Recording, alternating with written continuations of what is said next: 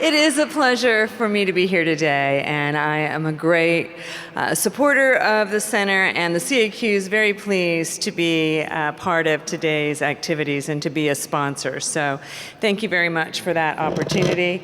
It is also my pleasure to introduce to you the New York City Comptroller, Scott Stringer.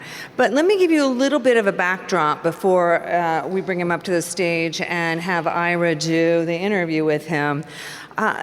So the Center for Audit Quality is based in Washington, D.C., and so I spent a lot of time looking at the regulatory arena and the regulatory landscape. And for those of you that aren't familiar with Washington, I'm going to go out on a limb and say it's a little dysfunctional now. It's become very politicized, and that means that sometimes our regulators don't get it right.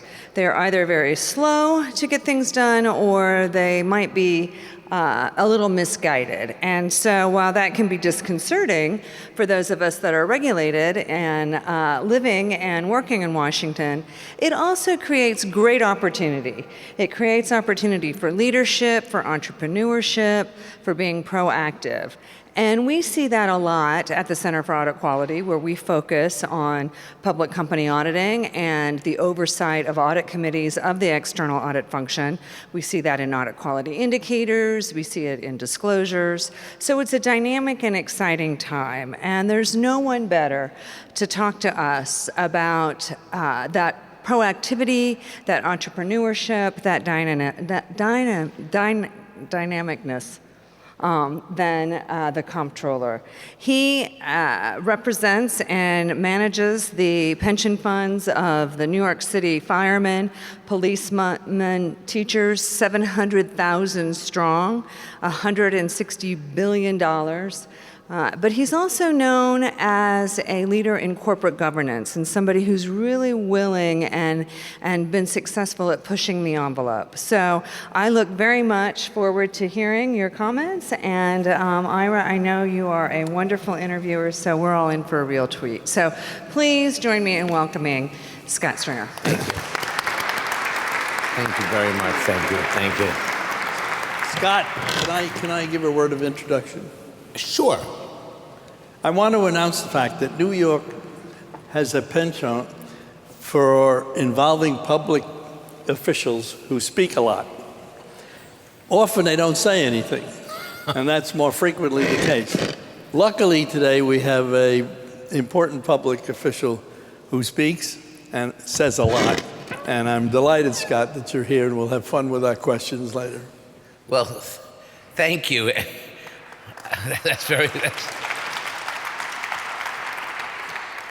I better leave you with something intelligent. It's really a pleasure to be here at the Millstein Center at Columbia, and I want to thank Cindy for that wonderful introduction, and to Ira Millstein.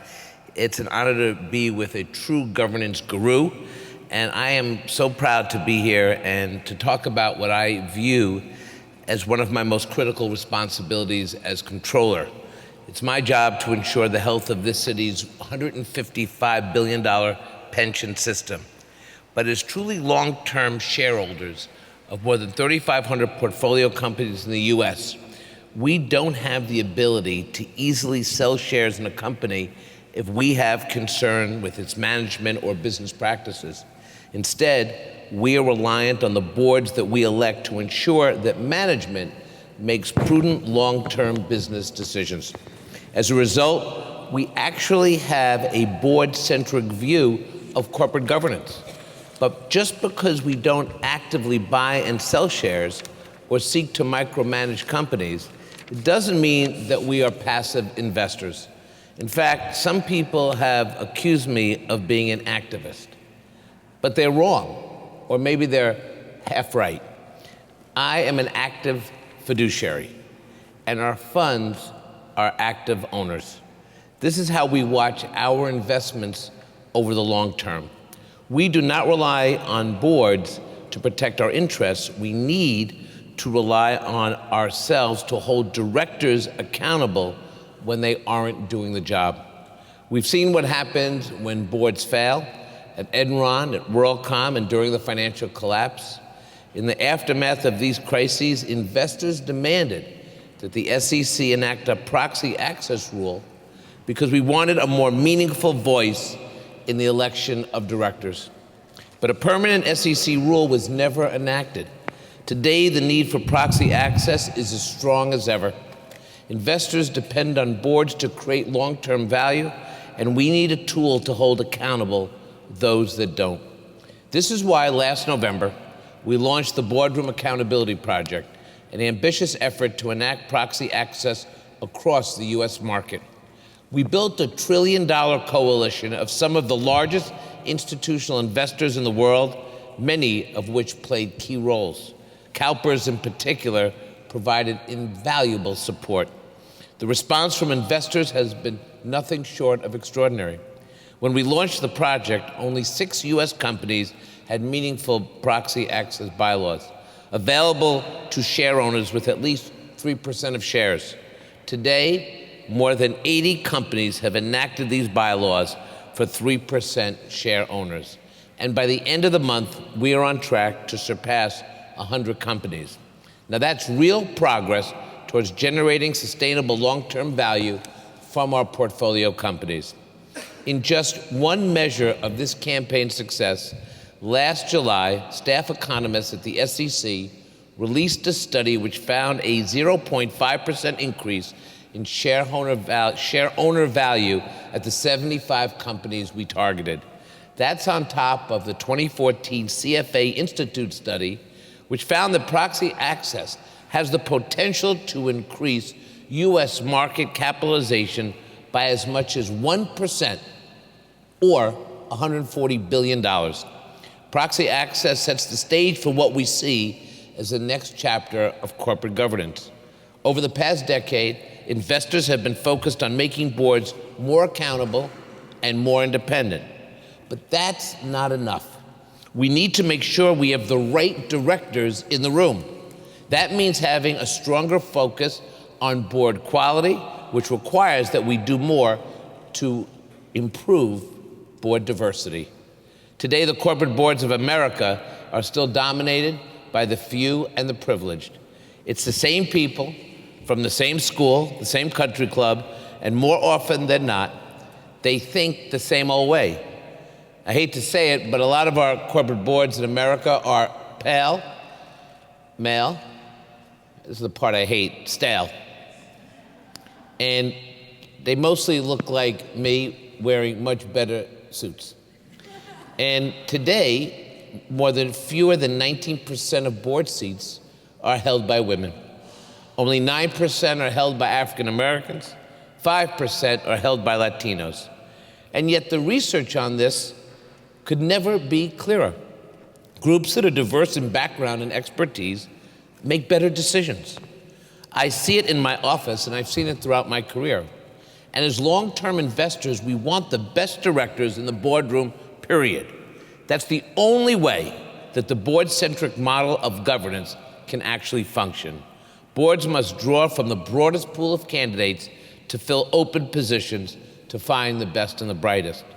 With proxy access, we have the ability to say, if a board isn't nominating diverse, quality directors, we will do it ourselves. That's the line that we have to toe. This is not Carl Icahn-style activism. It is an approach of an active and responsible fiduciary. And I want to thank you, Ira, for the opportunity to speak with this group about ways that we can improve boards through our active fiduciary role. At the end of the day, as was mentioned in the introduction, my job is to protect the retirement security of 700,000 people. At the end of their careers, whether you're a police officer, firefighter, teacher, or city worker, that small pension allows you to pay the rent, maybe put food on the table, gives you a little economic security after a lifetime of public service. There's nothing more important in the job of controller than managing the retirement security for hundreds of thousands of people. Yes, we are the accountants of the city. I'm the auditor-in-chief. We market bonds, work with Mayor de Blasio until we don't. And we do all this work, but what keeps me up at night is the security of these individuals. Proxy access can change the world, and we can start to open up corporate America in a way we can't in other areas. Look at the diversity of our elected officials over time. We now must shift this to the fiduciary work of our corporations. So it's great to be here. I am nervous sitting with Ira Millstein, so help me out. My staff said, we're not sure you're ready for this. You should have waited till your first term was complete. But sometimes you have to face the fire. So Ira, I'm ready for you. Thank you very much. Thank you. Don't worry. I won't be unpleasant. You recently said that boards, by the way, we all agree completely, boards are key. And the session that we just finished before yours was all about how we do that. I think this world is completely in agreement with you that it's important that we have the right boards. And you're in a position to help make that happen. So now let's talk about it a little bit. You said that proxy access would be helpful in getting that done, and who can disagree? I will have a few words to say about that. But you did say that you thought it was disturbing that seats were being given to activist investors just to avoid a proxy fight. Don't you see a role for the activist in this creating good boards? Well, it depends who the activist is. So we have a lot of investors who are defined by their activism. When I first became controller and we had an issue, I have nothing against the man, I respect him a great deal, but Carl Icahn had a particular agenda. Rather than reinvest Apple stock in research and development, he wanted to pull money out of Apple. Certainly his right to advocate for that. But we had a different view, and I said at the time that as long-term investors, we wanted to build the company. So obviously there is an activist like a Carl Icahn and others, and we don't want them to hijack the corporate board. At the same time, we do have active fiduciaries, and I think we've tried to play that role with other public pension funds, which means that being an active fiduciary is monitoring the corporate boards because our investments depend on their success. And one of the facts that I think many of you can appreciate, there is no way as controller that we can manage our investments. We don't call these companies and say, you know, we have a stock tip or an investment idea. We really rely on the boards to run their companies, and we hope very much that those boards give us the long-term investment we're seeking. So there has to be a balance between the role of fiduciary, the balance of the activist who has a particular agenda, because part of what we have to do is recognize that for us, for the people who protect retirement security, we do not come in and out of companies. We don't try to game the system. We're actually a little more judicious and slow in how we look at our asset allocation. And so we want to have balance and security first and foremost, as well as the rate of return. To talk on behalf of some of the people in this room who are hedge funds, there are hedge funds who take an active role and try to play fiduciary. Not all activists are necessarily That's absolutely Carl true. Icahn. That's absolutely true. And so we have to be careful to delineate between activists who are out to benefit themselves and activists who appear to be doing the same job you do, namely getting a better board. And let me just say, we could not have had success with proxy access without many of the partners in this room and our institutional investors. So you're absolutely right. We certainly don't want to lump everybody in one space, and one size doesn't fit all, right? So I certainly agree with you, and I should make that distinction. One of the things that is difficult to do, of course, is how do you tell one from the other? It's Well, look, Part of it is due diligence. Part of it is having informed boards. That's why we think diversity is so key, because we want people to ask the right questions. We want to make sure that there's different opinions on the boards, and that's why we're looking at diversity. Yes, there's a civil rights component to this, and I think it's somewhat tragic that in this day and age, we do have boards that very much do not reflect the United States and the future of our country. But getting beyond the civil rights part of this, every study by every measure says that diversity is probably the greatest strength in our country right now from an economic perspective, and diverse boards, I think, play a critical role in strengthening a company. You can't dispute this any longer. So you would be, to sum it up, as a really good fiduciary, you would be in favor of any legitimate mechanism to produce a better board. This pension fund and other large investors rely on the corporate board model because we need strong directors. Right. We don't want our boards to suffer from groupthink. I think that's part of what happened back in the Enron WorldCom day. We do need diversity because it just leads to a better discussion on a board level.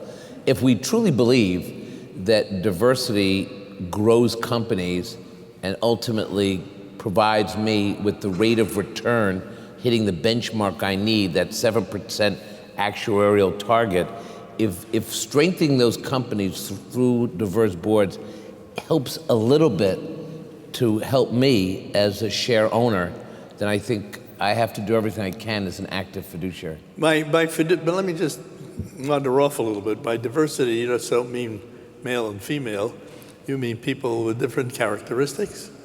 People, yes, it's certainly more women, more people of color, but in addition, through either those individuals or others, people who share different academic experiences, different real life experience in their world. You want to have a pool of people that fit a particular niche for that board, and you certainly don't want people or boards or CEOs to say, "Oh my God, we have a male, pale, and stale board. Find me a woman," right? Or, "Does anyone know an African American?" We shouldn't be having those conversations at the board level.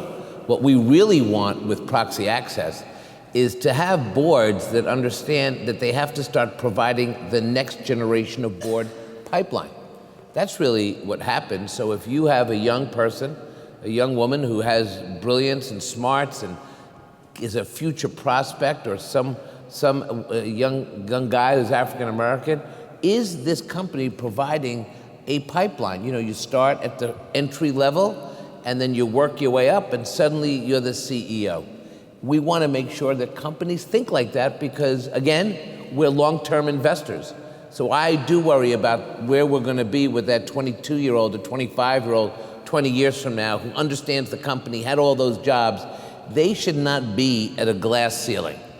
And I think we have looked at corporate America and held corporate America to a different standard. And as we break the glass ceiling in government, first African-American president, perhaps the first woman president, we're not going to have a CEO president. Donald Trump's not going to be president. I don't know if anyone told him that. And that's a good thing for America. We want to make sure that we're breaking the glass ceiling on the corporate side. No, and I think the point you're making is very valid and was the subject of the panel really preceding lunch, which was discussing what kind of people do we want on the board, and your embracing of diversity in its big sense, namely people who have different views, people who are expert, and so on. It's hard to come up with, by the way, Scott. We can outline what we want. My next question to you was, you're in a position now with access to begin to think about who you might want to promote for the board. That's a tough job. Yeah, there's been when I became controller, a number of people said to me, now you understand, it's going to be very hard to find women to serve as deputy controllers. It's just hard in finance. You're going to have a hard time finding people of color to serve in positions. And I have to tell you, in a 90-day transition, we were able, through no design, there was no plan to do it, but 7 out of our 8 deputy controllers in New York City are women. They're Latino, they're African American, they have great experience, some are young, and all you have to do is ask or create a clarion call for people of all different backgrounds to apply, and people will come. As I've gone out to speak about proxy access, about board diversity to various groups, there is a clamoring among different organizations. People have identified women and people of varied backgrounds who are really willing and ready to serve on boards in corporate America. They're out there. We have to identify them, we have to embrace them, and we have to give them the opportunity to be considered. The second thing, and I think we should really delve into this, we shouldn't think about the immediate satisfaction of creating a diverse board, but rather establishing a pipeline. That's harder to do because you have to build mentorship programs, you have to find the best and the brightest, you have to perhaps look in different areas than you're used to looking, but it will pay dividends, literally, if we get this right. If you get a pipeline, there is an organization in being, I think that was started a while ago, of trying to accumulate the names of people of diverse backgrounds in the big sense. Engineers, lawyers, medicine, depending on what the I presume that when you talk about diversity and you look at the company for access, you're thinking about what the company needs. Right. Yes. Yes. That's an important element. Yes. And you think about that. That's right. And so establishing that pipeline is a job. And it isn't well done as yet, I don't think. What do you think? Do we think is it ready access? I mean, the female-male thing, I know, is handleable because there are excellent women out there who are clearly eligible and good at this. But when it comes to the rest of it, engineers or pharmacists or whatever the company needs, where do you get that pipeline? Well, my sense is that there are more people ready, willing, able, and qualified to serve on boards. And I just think as we look at proxy access, and one of the reasons why I think it's been really successful, it's not like we're going to turn corporate America on its head, right?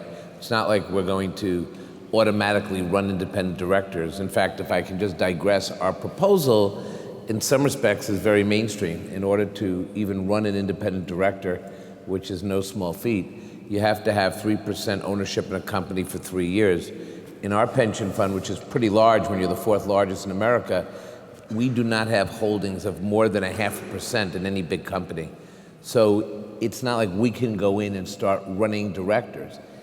Our proposal is really about sending a signal that we are going to have a role for long-term institutional investors so that we can do our fiduciary due diligence, and I think that's significant as well. No, I think that's I would say for those who are talking about access, that's probably the best argument going, namely that there are people out there like you, such as you, who are interested enough to do something if things aren't working right.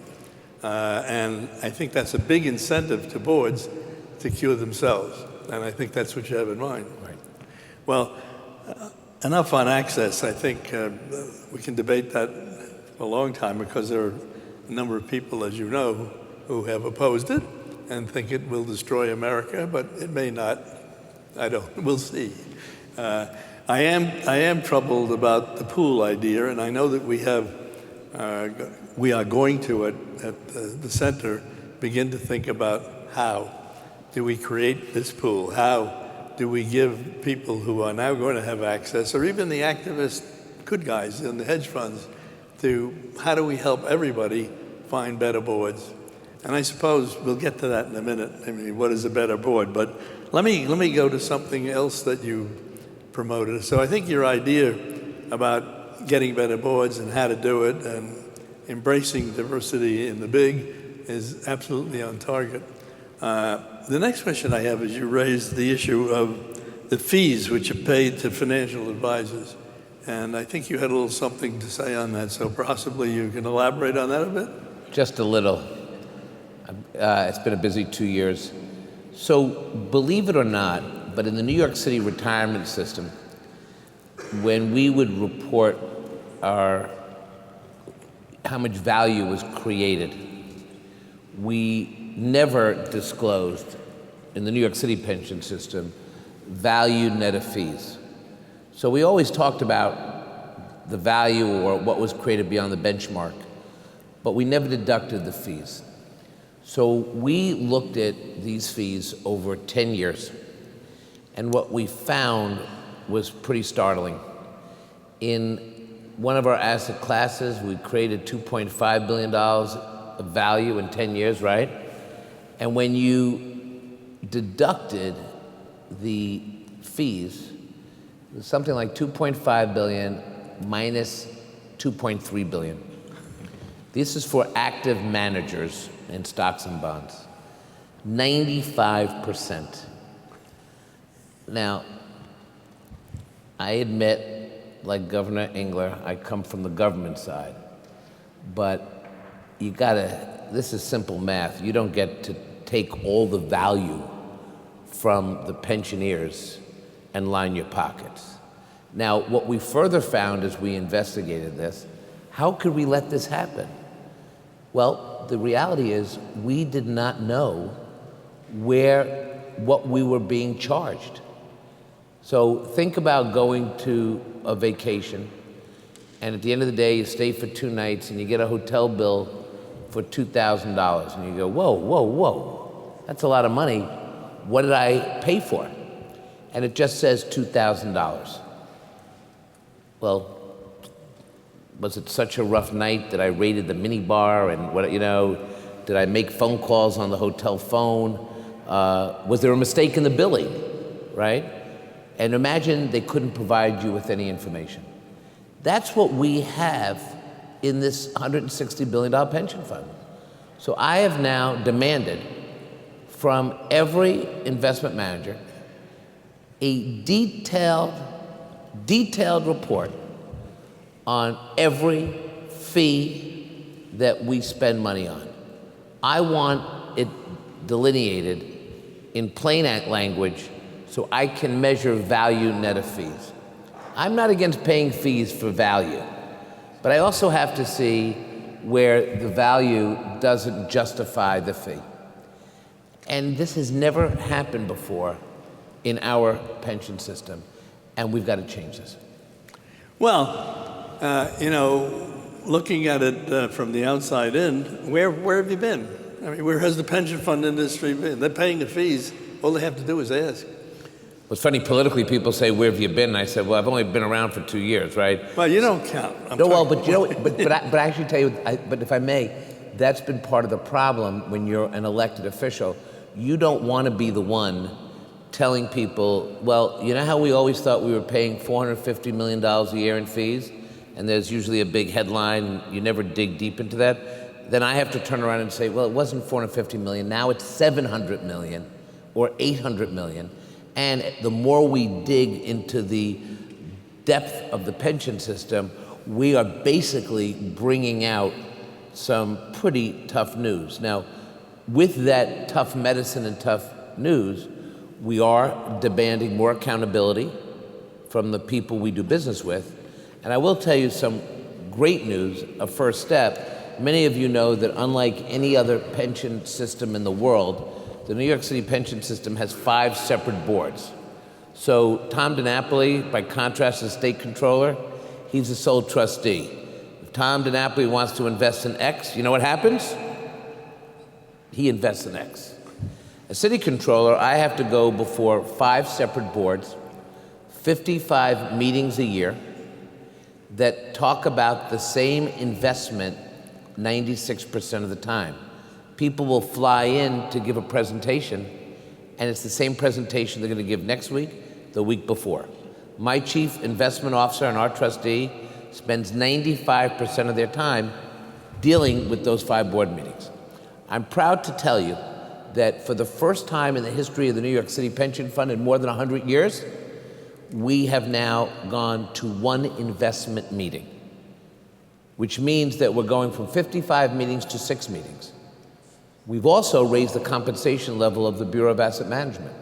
We were in the bottom quartile where we paid the people to manage our money. It wasn't competitive. I couldn't take a good person from a pension system in CalPERS because I couldn't pay. I demanded, and the trustees supported our increased compensation, which means now we're in the middle quartile. We're now, with the one management, with the one investment manager system, we now can begin doing more due diligence, acting quicker in a more nimble way to take advantage of the market. I'm very proud to tell you, and those of you who understand it, that the Bureau of Asset Management, we actually sent a team to Boston to have a discussion with investment opportunities for the fund to do direct due diligence, something that we couldn't even imagine doing a few months ago because we're preparing for the same meeting. So reform is not just about disclosure. You have to actually get something done.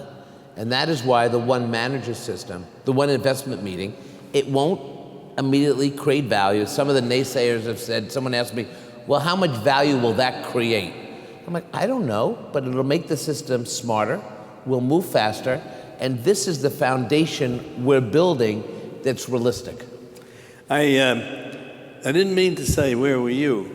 What I meant to say was, it's a real issue. Where's the industry? And where was the industry for all these years paying fees and so on?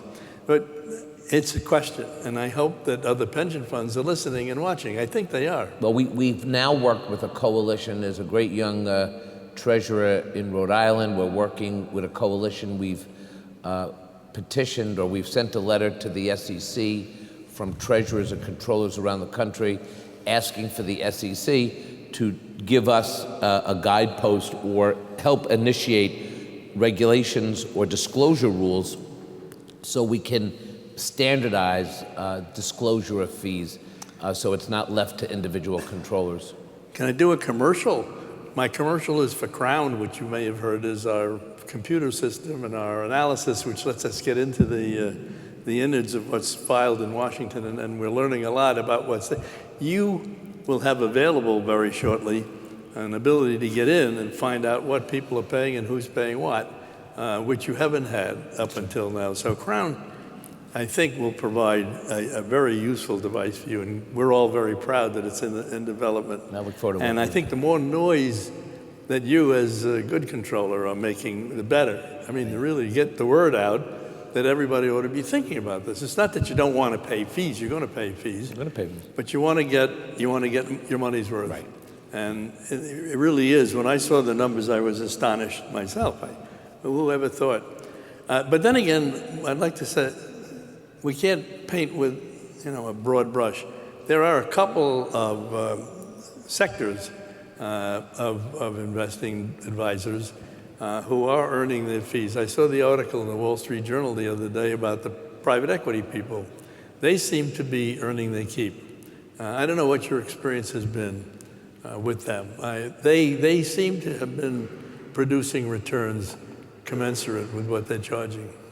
I have no brief for this. I'm just... Yeah, listen, I haven't spent, a lot of time, drilling down individually.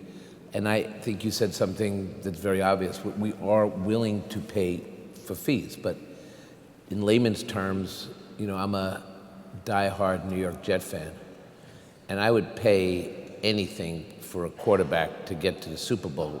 I want my 4-year-old to see one Super Bowl in my lifetime. So we'll pay anything, but we're tired of paying a value, right, for a team that has very little value for the salary cap. And in real life, you want to get the best bang for the buck in whatever industry you're in. I think you're absolutely right. The other, unfortunately, we started to run out of time. We went too fast. One of the problems that you mentioned, which you're correcting also, is the question of paying people on your staff, which had been a big problem. And you say you were at the bottom of the pay grade for good investment analysts, and now you have. Did you run into political problems in trying to compensate people? You know, I'm sure I will. Yeah, I'm sure. You know, at some point you have to go I mean, as an elected official, everything I do at some point will be interpreted by the media and the people who vote for me. And so I'm sure people will say, well, why are you paying more compensation? And what I'm going to argue to the retirees, especially in the city, that we want to attract the best and the brightest to protect retirement security. So I look forward to justifying this work. The thing I've learned about being an elected official, you can do it two ways. You can put your finger in the air and follow where the wind is blowing, or you can keep your finger down, do the right thing, but you have to have the ability to articulate what your reform agenda was and how you measure it. And I've always felt it was better to do it that way, because I actually think voters are very smart and intelligent, but this is a political question when you're not this chief investment officer, you're the elected controller. So yes, we're gonna have to, at some point in a couple of years, explain it. I want you to know you've got a lot of allies out there who believe that you're doing the absolutely positively right thing and getting the best people to work for you, because that in the end is the best. And again, I'm proud to present you to the public, and very proud that New York has a controller like this. That's very nice. I think what you're doing is remarkable, and it's a good indication of what other pension funds around the country ought to be doing. And for the sake of all the retirees, congratulations. Those are the people you're working for. And when you talk about working in New York and not getting criticism, you're talking about someplace I don't know. It's not possible. No, so congratulations. Thank you all very much. Thanks for listening. Thank you. This is great.